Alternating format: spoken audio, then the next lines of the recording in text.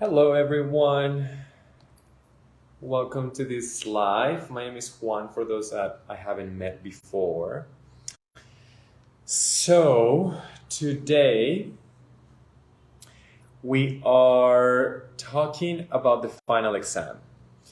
And the reason why I've chosen to do this live about the final exam is because we've got a lot of questions about do I need to memorize anything for the final exam? Or, there is a lot of content in the course, so what do I need to know for the final exam? So in this live, I'm just going to give you some guidelines about what to do for your final exam without giving you the answers, because it's always nice to know the content yourselves. But I just have to say one thing. The first thing that we tell everyone all the time is you're going to be ready by the time that comes to the final exam. Because the information that we provide in the course, it kind of builds on top. So it's layers of information that builds on top of each other. So then when you get to the final exam, you'll be ready. So what I want to do is go through the topics that we are going to be looking at in the final exam. Now, just also another thing is that there is not going to be trick questions, nothing to really make you fail, because we want you to be successful in the exam. We want you to pass the final exam. It is an easy exam, obviously, if you have gone through the content. And there is going to be, if you think about, okay, so first of all, the yoga knowledge is very vast and big. So what we've done for the final exam is that you're going to be asked questions that are related to teaching yoga. So no obscure questions about philosophy, no obscure questions about anatomy, and not names that are really difficult to remember that likely you won't need for your class. When you are teaching a class, we are going to be asking you things that are very beneficial for you to be able to remember things when teaching a class. Okay, so we have questions about, okay, so the first question in the final exam is about asana, and is about asana related to anatomical positions. So we believe that anatomical positions are very important for knowing the body to teach yoga. So for instance, when you say something like flex your elbow, so flex, that word flex comes from an anatomical position. And is it flexed in the sagittal plane? Is it flexed in the coronal plane? So the names of the four planes, which is sagittal, coronal, transversal, and horizontal, are good to remember where those planes are in relationship to the body. Also, by the way, you can ask any questions in this live, paying attention here to the comments. So if you ever have a question, let me know. Now, we also have, so first and second question related to movement in relationship to the planes of movement in anatomy. So it's nice to be able to know those. Now, we have a few questions after that are related to the philosophy part of the class. But again, because when we teach yoga, we're not going to go into super obscure, difficult things to remember, because we want the students to be able to grasp whatever it is that we're trying to teach them. So we're going to be making it easy for them. So the questions that are related to the philosophy part of the exam are things that are going to be easy for you to remember, that by studying and that by going through the content of the course, you're going to be able to remember. If you have gone through the content of the course, you may know that there is a big emphasis on chakras. So when it comes to yoga philosophy, chakras, the yamas and niyamas, the Yoga Sutras. Actually, the yamas and niyamas come from the Yoga Sutras, or are mentioned in the Yoga Sutras. So chakras, yamas and niyamas, Yoga Sutras, and Sanskrit words, not so much about the asana, but for instance, the Sanskrit words of the yamas and the niyamas. So we know that there is nonviolence, truthfulness, contentment, surrendering, all those. However, what are the names of the Sanskrit names of the yamas and niyamas? Because when we get to mention them, maybe we theme a class around non-harming, which is ahimsa. It's nice to say, so welcome everyone to class. This class today is going to be focused on ahimsa or non-harming. So it is nice to be able to provide the students with the Sanskrit as well as the English name or your own language name of the yama or niyama. So it's good to know the yamas and niyamas Sanskrits. It is good to know the chakras Sanskrits. It is good to know the mudras Sanskrits, especially those that we use all the time. Yeah. And because the other mudras that we mentioned in class might be a choice, but like Anjali, for instance, a mudra that we use a lot in teaching. So it's good to know about Anjali mudra. And so as I mentioned before, the philosophy part is going to be the Sanskrit of the chakras, the Sanskrit of the yamas and niyamas, the Sanskrit of the mudras, especially those ones that we use all the time. And let's see what else here. And also pranayama. So what are the Sanskrit of pranayama? Or the pranayamas only taught in the course. So remember that everything that is in the final exam is related to what's taught in the course. We're not going to ask you anything that is not related to things that have not been taught in the course. And Sanskrit of the pranayamas, as I mentioned before, Sanskrit of the chakras. I'm going here through the final exam just to make sure that I haven't missed anything. And of the mudras, pranayama, yamas and niyamas, as I mentioned before. Now, we also have some questions in which, because I haven't mentioned this before, but you might know this already. The final exam is a multiple choice final exam. So you don't have to write anything. It is 4 choices per question. And sometimes you read these questions and you read the first one, then you read the second one, then you read, the answers. You read the first answer, you read the second answer, you read the third answer, and they kind of sound similar.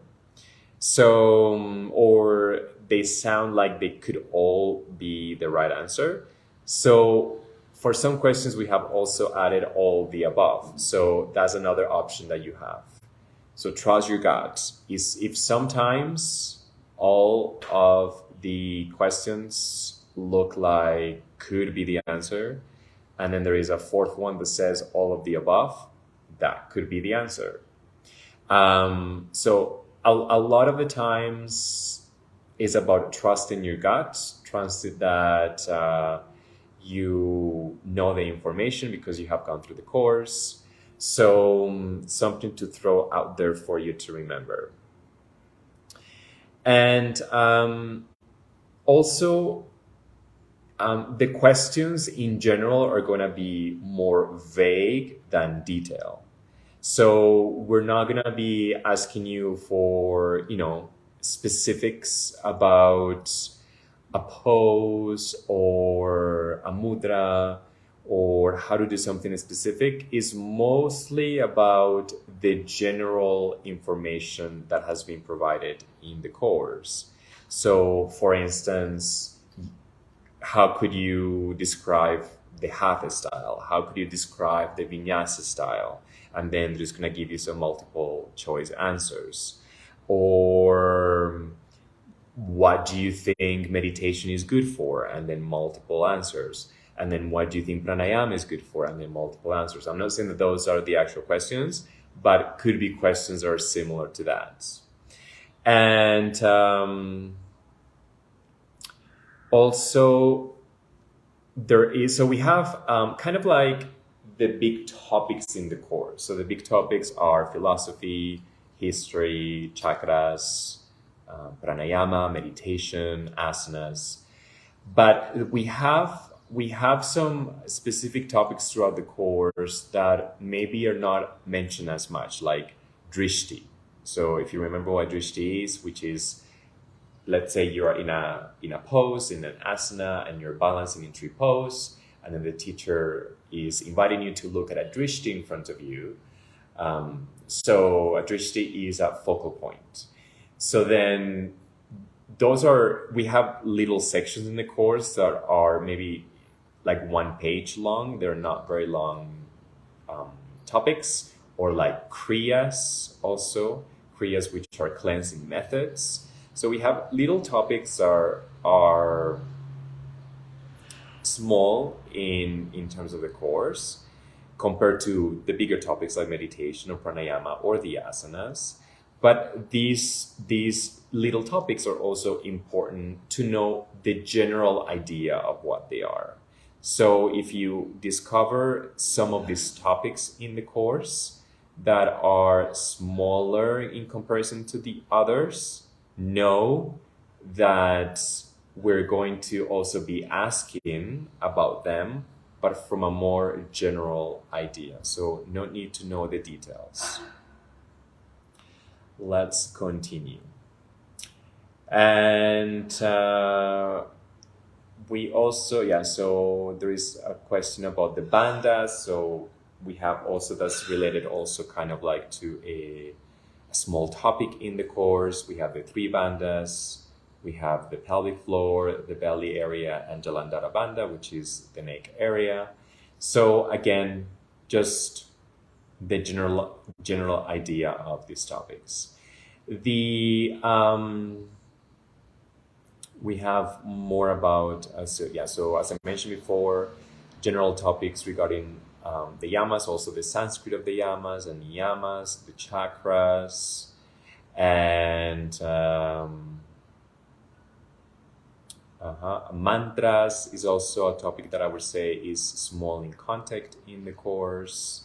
Yamas, niyamas, cleansing methods.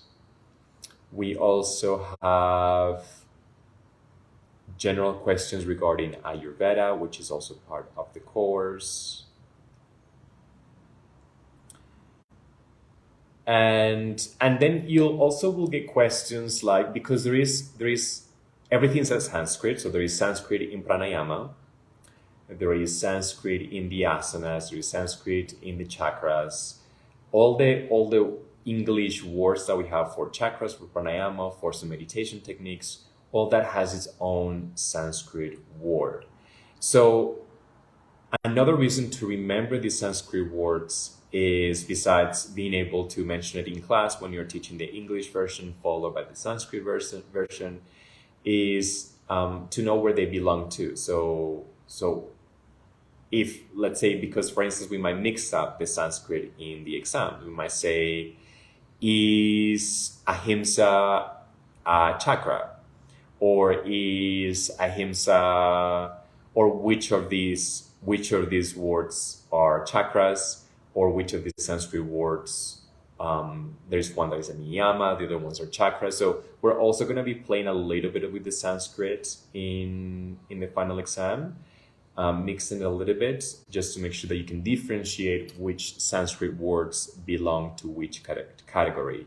The yamas or niyamas, or the chakras, or pranayama, or kriyas, cleansing methods, or mudras, all that. Remember, I just want to say again, remember that we are not going to be asking you about the Sanskrit for poses. And if we do, they are going to be the ones that are more common. So not the ones that are super obscure, but the ones that we use the most.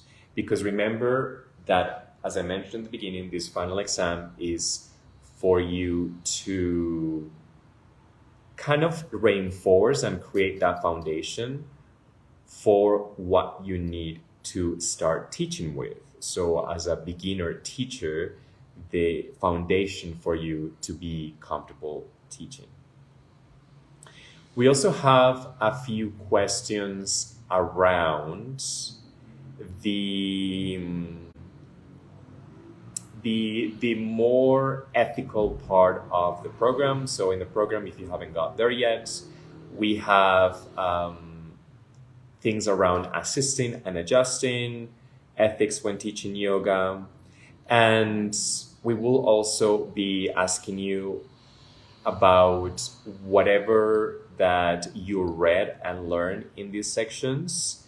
Similar to other topics before mentioned, they're also going to be general. So no details about assisting and adjusting in Pidgin or anything like that, but a general idea of assisting and adjusting in a class, of holding space, of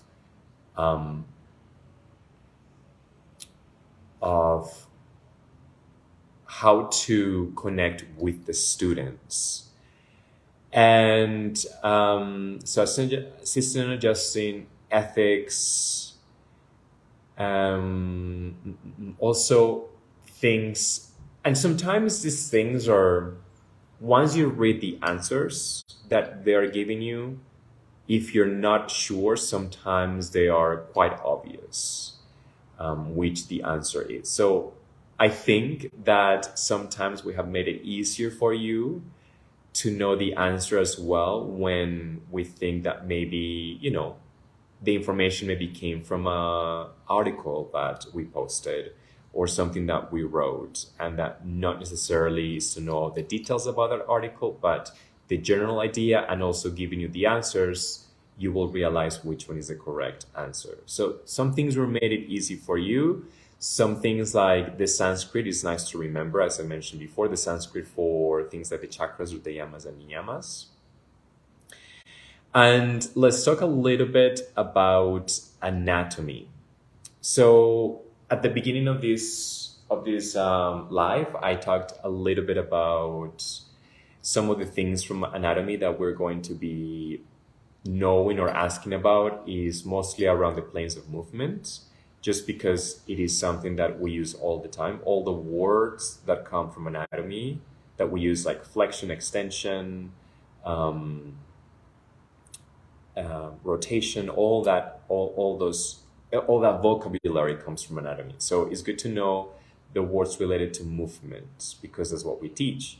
So, but we're also going to be talking about how anatomy relates to the practice of yoga. So things around the nervous system, things around, but at the same time, because you have been studying yoga with us and you've gone through the whole course, then you will know these layers of information already by then. So how the nervous system and yoga relate to each other, how yoga helps activate the parasympathetic nervous system response, or maybe the sympathetic nervous system response. So things like that, things that we can also explain to our class once we get to teach, or maybe people ask you in class, hey, I want to know how meditation is affecting me during class. And then we can explain all about, meditation helps us because it helps release and relax the nervous system. So those are good things to know.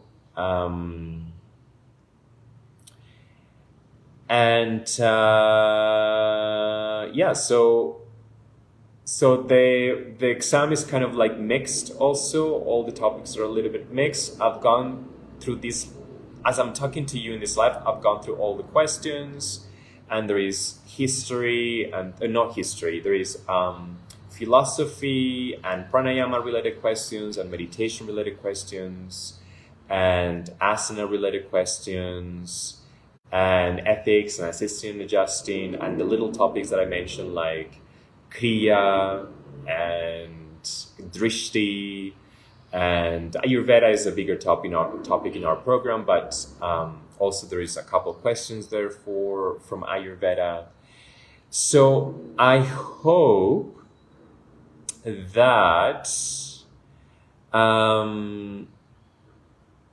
and also questions that could be easy to just know as someone who's interested in yoga, that it's not too hard to differentiate out of the 4 answers which one might be the correct answer. So we've made it easy for you sometimes too.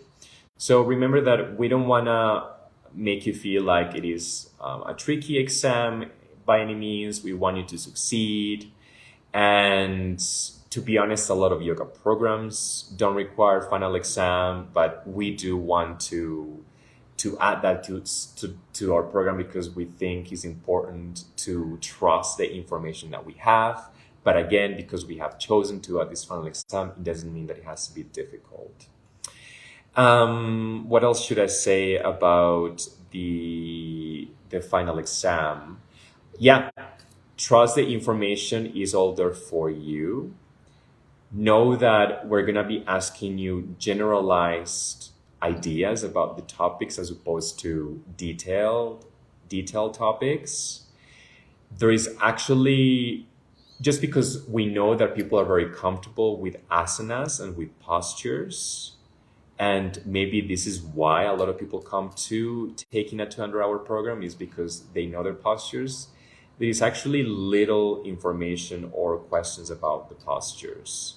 It is mostly about the information that maybe you were not as familiar with when you arrived into the program, which is what we want to reinforce. And again, as I mentioned before, it is going to be more of a generalized idea, or asking more generalized topics, or the bigger meaning of a specific topic as opposed to detailed topics. So I hope that this live was useful, and please know that you're going to be prepared once you get to the final exam. And know that it is good to know the Sanskrit, not of the postures, but the Sanskrit of, let's say, the yamas and niyamas or the chakras, because it is nice to know and to teach it to the students as well as the English translation. And someone says, thank you, this has been really helpful. I'm glad to hear that.